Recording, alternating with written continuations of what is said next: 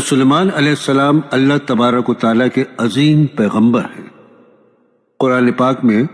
سورہ نمل میں اللہ فرماتا ہے، ہم نے داؤد اور سلیمان کو علم بخشا اور انہوں نے کہا اللہ کا شکر ہے جس نے ہمیں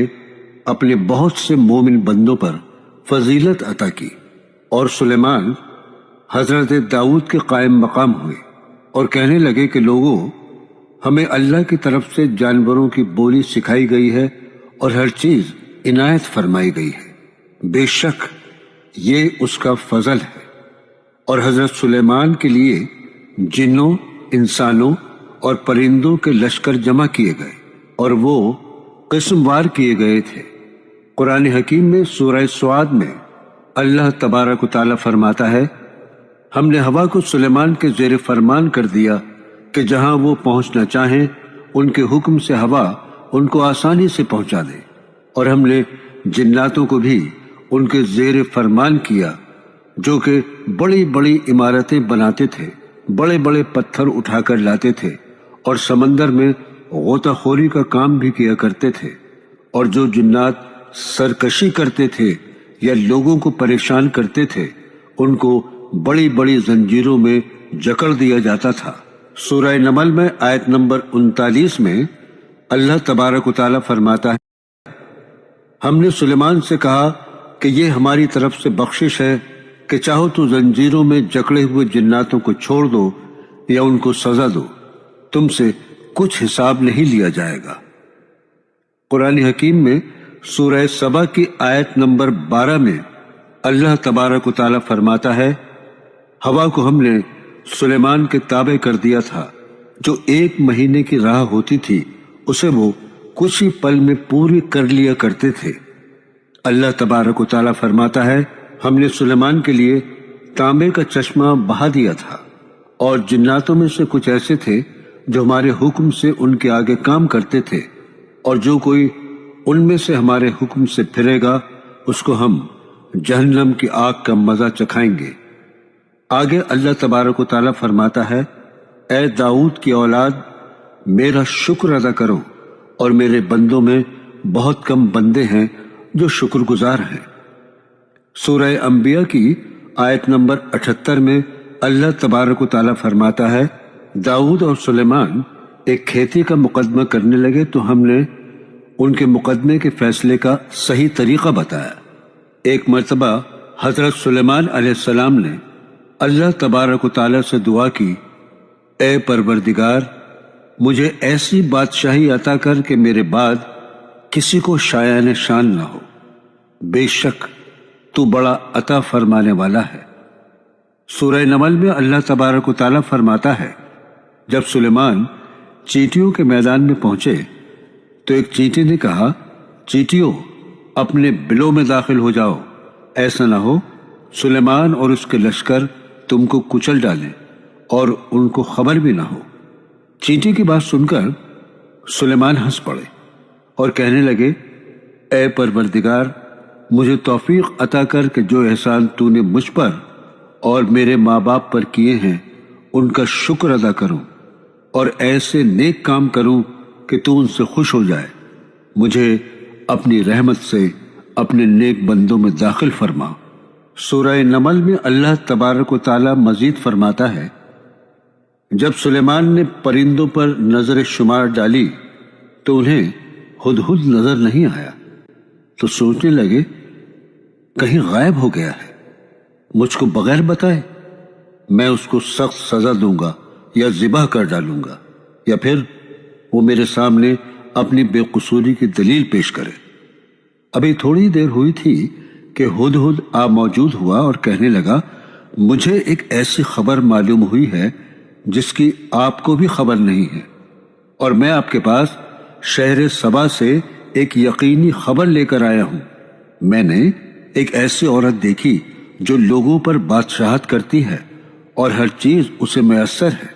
اور اس کے پاس ایک بہت بڑا تخت ہے۔ میں نے دیکھا کہ اس کی قوم اللہ کو چھوڑ کر آفتاب کو سجدہ کرتی ہے،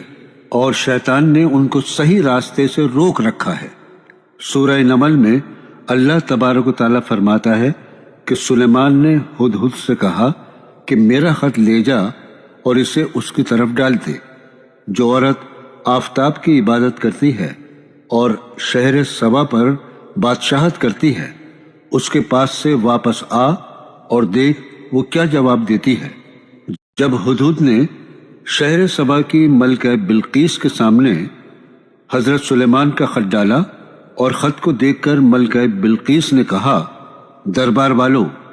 میرے پاس ایک خط آیا ہے جس کو بادشاہ سلیمان نے بھیجا ہے، اور اس کا مضمون اس طرح ہے کہ شروع اللہ کا نام لے کر جو بڑا مہربان اور نہایت رحم والا ہے،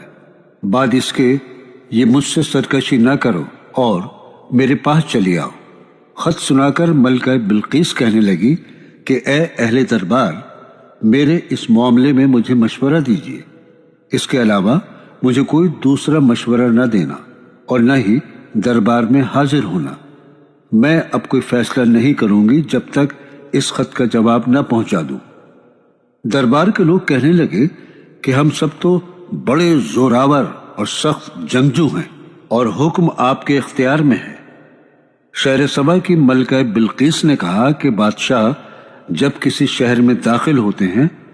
تو اس کو تباہ کر دیتے ہیں اور وہاں کے عزت دار لوگوں کو ذلیل کر دیا کرتے ہیں،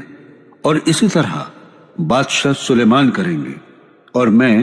ان کی طرف کچھ مال تحفے میں بھیجتی ہوں اور دیکھتی ہوں کہ قاصد کیا جواب لاتا ہے۔ جب قاصد حضرت سلیمان علیہ السلام کے پاس پہنچا اور انہیں